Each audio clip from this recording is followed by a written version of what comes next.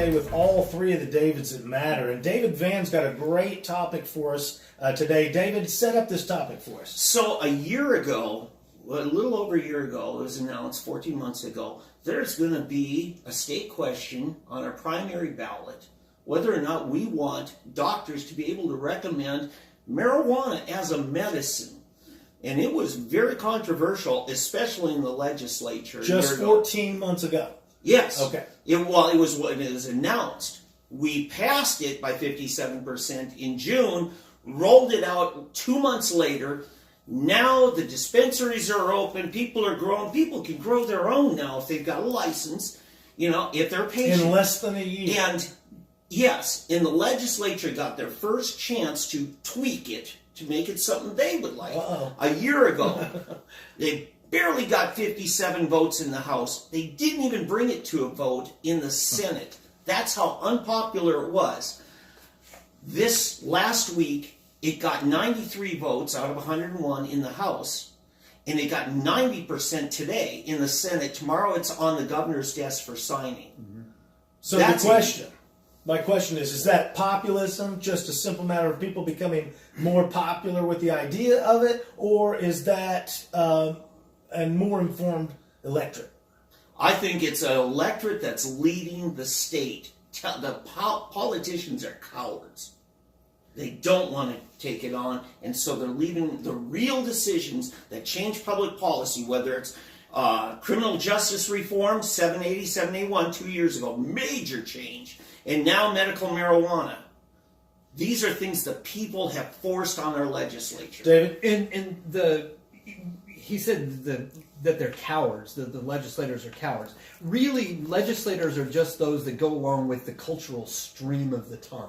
Which is the popularism I'm talking about. Well, yes. And being led by us. And so what happens is, as we have finally come to suffer enough, and we've said, okay, enough is enough, some things are being done to make some changes in a positive direction. I would say that they're still more of the same, because it's still prohibition, it's still licensure, and all of the extortion schemes that go along with that. And we don't have true freedom in this. We're nowhere close to true freedom. But they are seeing the writing on the wall. And so, like corks in the stream, they're just going along with the flow. Yeah, right. And that's exactly what we're seeing here. So the medical marijuana passed, proposal 788, state question 788, passed with 57%. That's a good margin. Right. And so they see the writing on the wall. They still want to hold on to their vestiges of prohibition, and a lot of them did.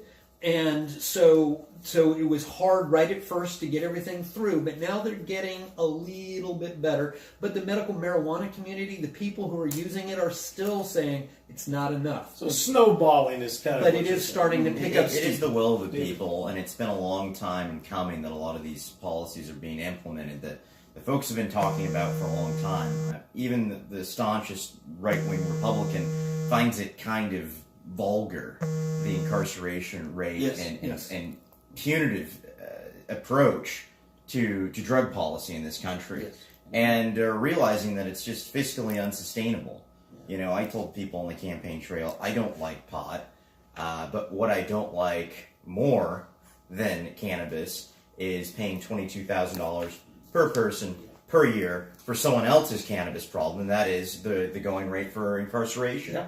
So it's just to the point where it's unsustainable, and people are seeing the writing on the walls, because the number 1 and 2 goals of a politician or politicians are to get elected and then to get reelected.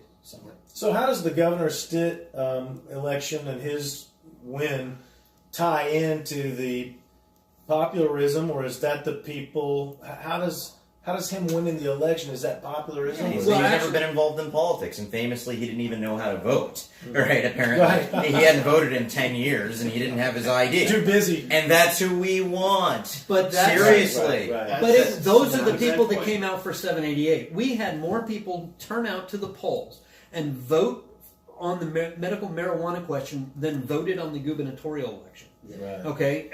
Even voted for president. It's almost like that issue hits the median age, though. I mean, there's more of that group alive that care more about that issue than who's governor.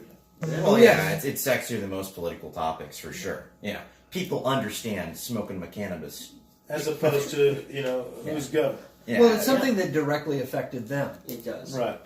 When your rights are violated and have been violated for as long as they have, and you're having to sneak around behind the government's back to do that which is yours by right, then it gets really old. And when somebody offers you at least sort of a lifeline, you're going to grab at it. Well, you've got the lawlessness on the border. You've got 40% of murders being unsolved in the state plus, and you're really wondering, should our cops be driving people around that want to smoke pot, or people that have a medical condition for which cannabis, according to a panel of medical professionals, is better for their condition than synthesized heroin? Right, and we're going to close this segment out on that, but we do want to get back to the mental health, which David Vann is an expert on, where the drug culture coincides or cross sections with the mental health. So we'll take a break now and come back with 3D politics and all 3 Ds.